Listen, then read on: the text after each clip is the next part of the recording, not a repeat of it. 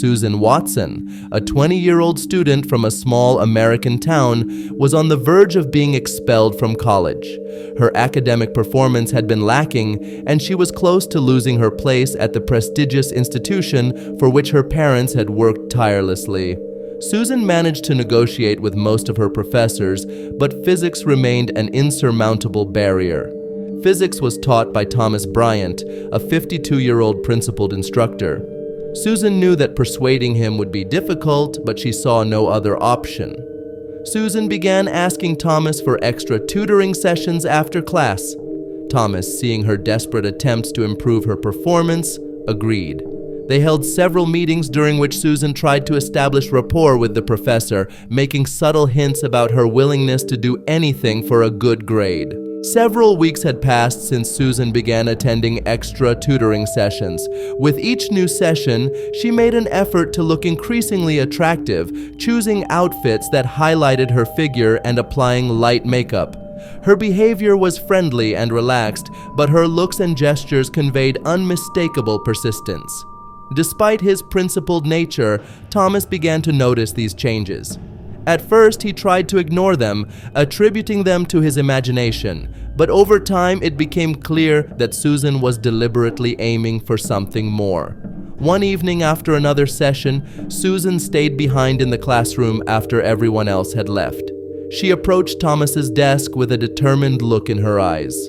Thomas, being an experienced teacher, understood what she was hinting at. Susan was too persistent and attractive, and his professional ethics and personal principles began to crumble under the pressure of her charm and directness.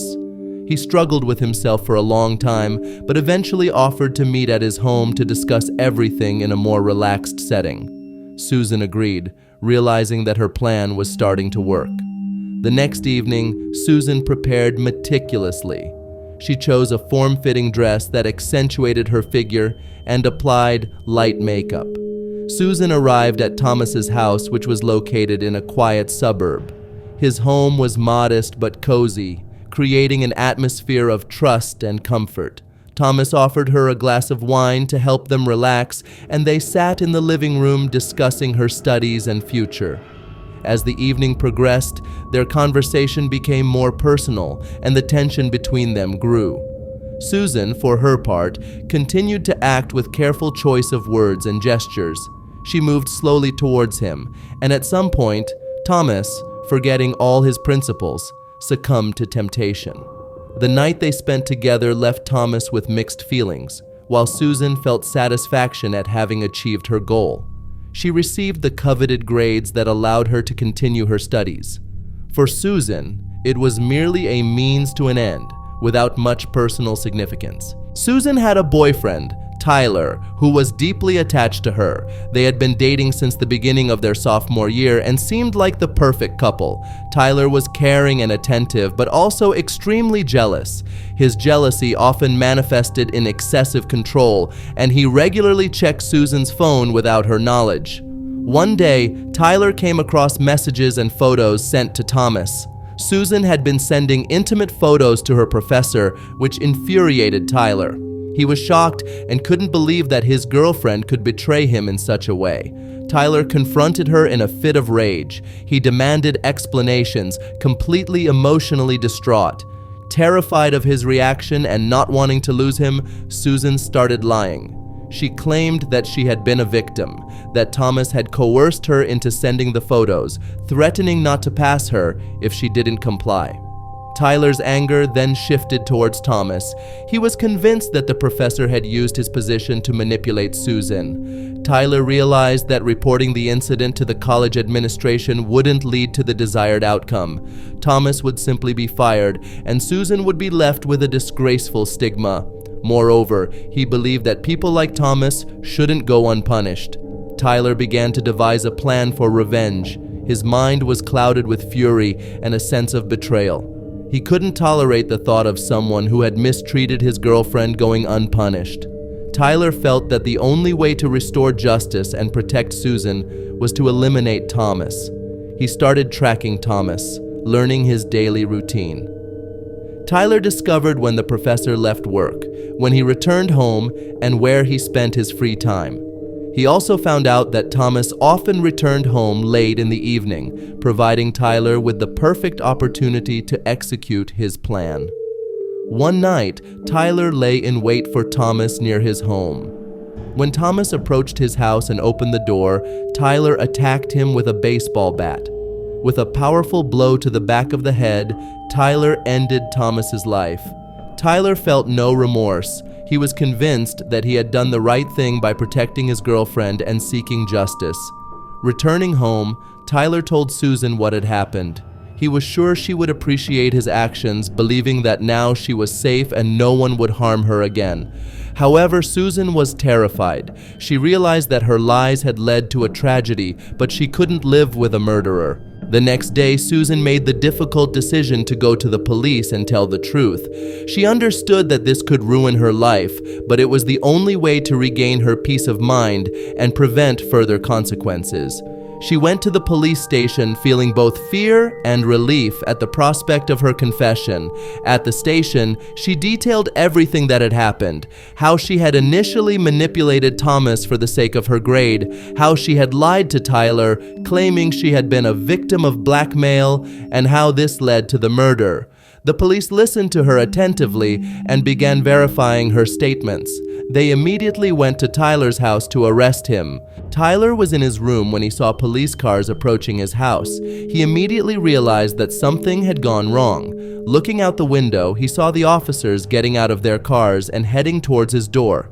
In a panic, he tried to come up with an escape plan.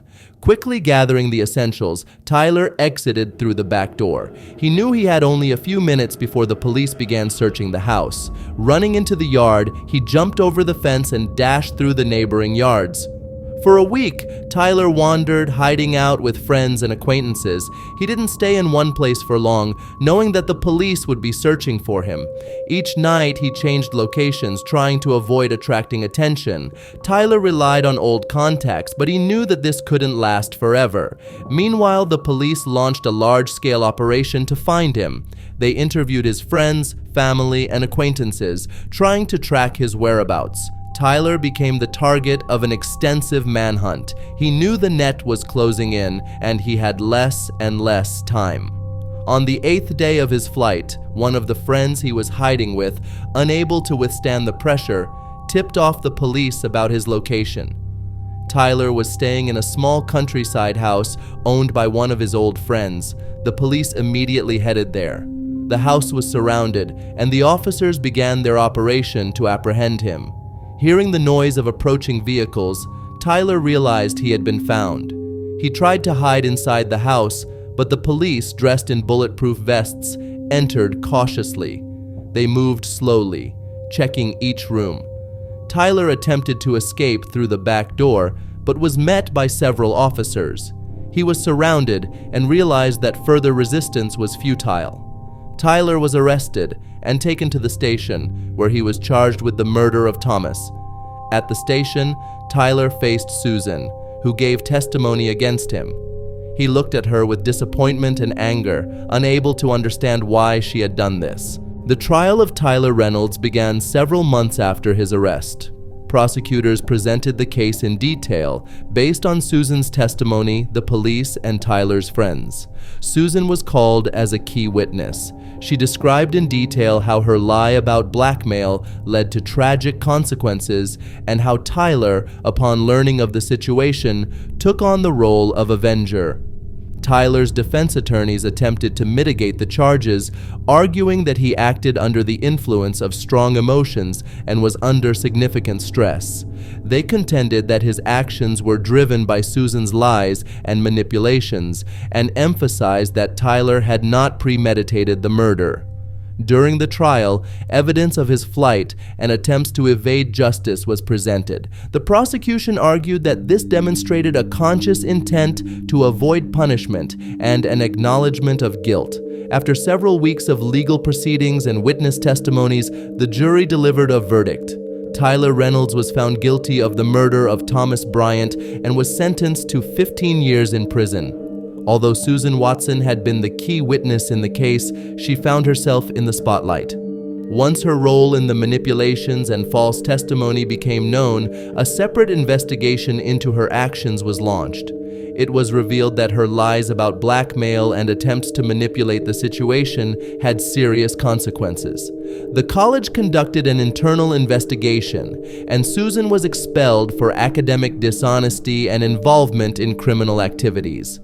She also faced legal repercussions. Prosecutors charged her with giving false testimony and complicity in the crime. The court took her cooperation and confession into account, which softened the sentence. She was sentenced to 2 years of probation. After the trial, Susan left town, trying to start a new life.